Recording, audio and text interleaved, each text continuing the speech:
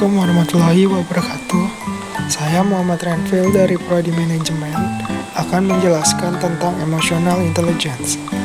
Baiklah, tanpa berlama-lama, mari kita ke penjelasannya. Pengertian. Emotional intelligence merupakan kemampuan seseorang untuk mengelola dan mengontrol emosi sendiri dan juga orang lain. Menurut penelitian, kecerdasan emosional 2 kali lebih penting dari kecerdasan intelektual. Daniel Goleman meneliti bahwa orang sukses merupakan orang yang memiliki IQ yang tinggi. Tujuan. Emotional intelligence cukup berpengaruh di dunia kerja dan menjadi awalan untuk memiliki hasil kerja yang berkualitas. Baik atau tidaknya pekerjaan yang Anda lakukan secara tidak langsung dipengaruhi oleh kualitas emotional intelligence yang Anda miliki.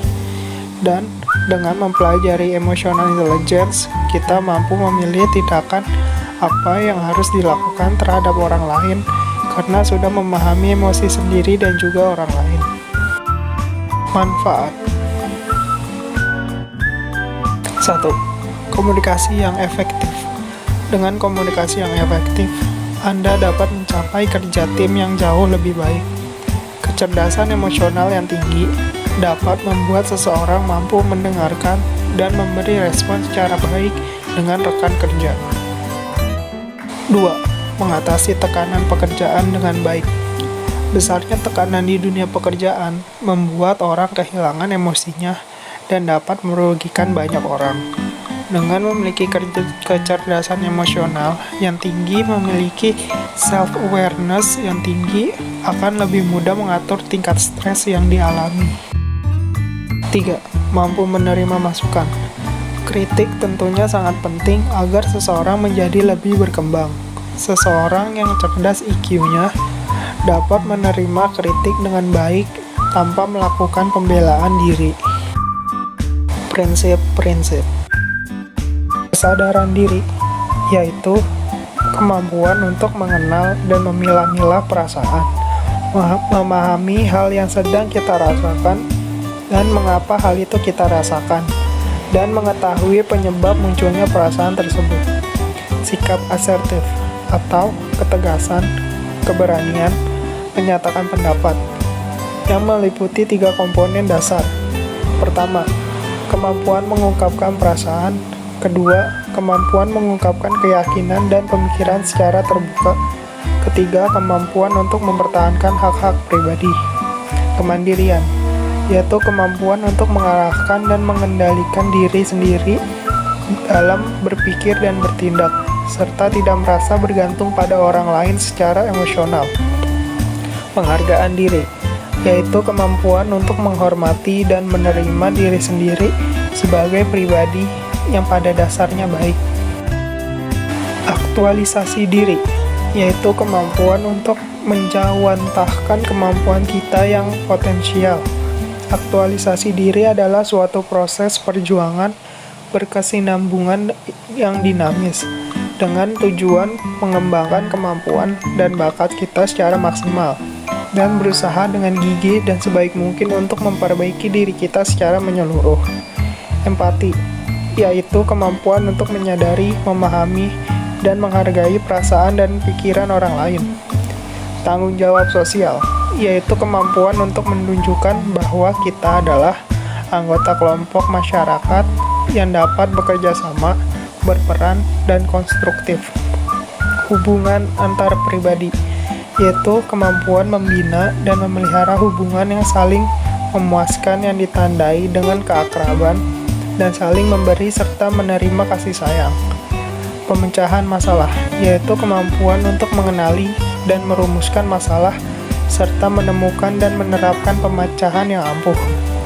Uji realitas, yaitu kemampuan menilai kesesuaian antara apa yang dialami dan apa yang secara objektif terjadi. Uji realitas adalah menyimak situasi yang ada di depan kita.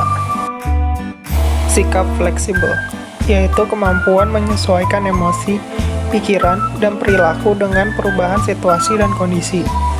Ketahanan menanggung stres, yaitu kemampuan untuk menghadapi peristiwa yang tidak menyenangkan dan situasi yang penuh tekanan tanpa menjadi berantakan dengan secara aktif dan positif menghadapi stres.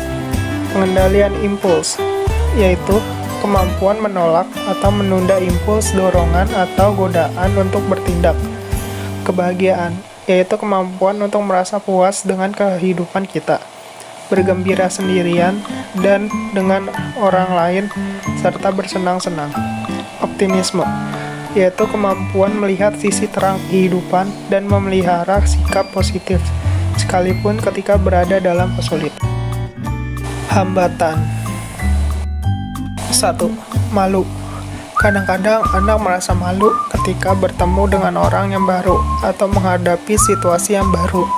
Orang tua dan guru harus menceritakan kepada mereka bagaimana mengatasi rasa malu tersebut. 2. Tidak dapat menyatakan emosi.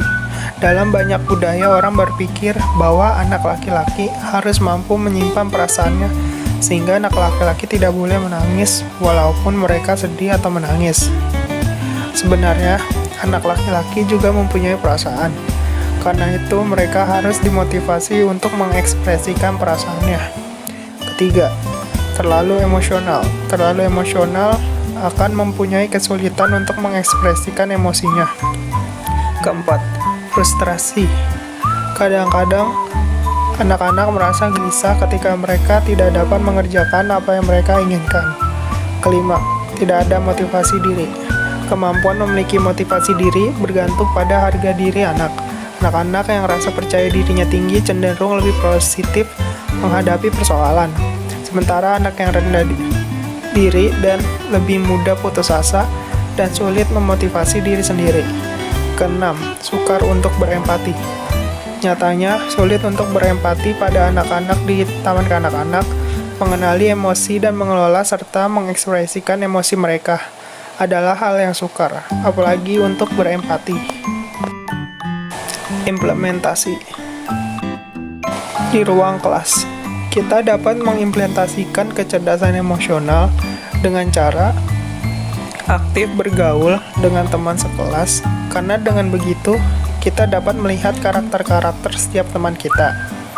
Di kampus, cara mengimplementasikan kecerdasan emosional bisa dengan cara mengikuti kegiatan-kegiatan kampus yang dapat memperluas relasi serta pengetahuan.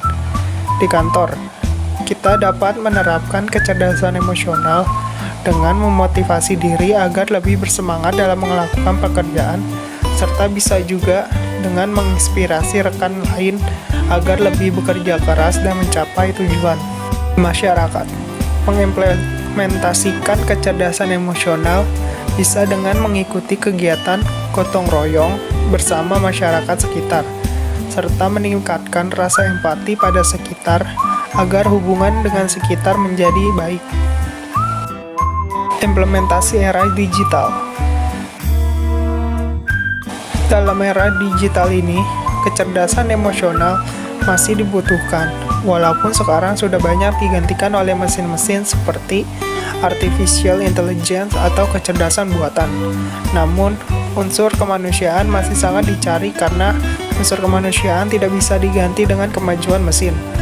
Tidak semua manusia dapat memahami kerja mesin, tetapi manusia dapat memahami cara kerja manusia lain, serta rawannya kebocoran informasi atau data rahasia yang ada dikarenakan cybercrime. Jadi, mengembangkan kecerdasan emosional di era digital ini masih sangat dibutuhkan. Sekian dan terima kasih.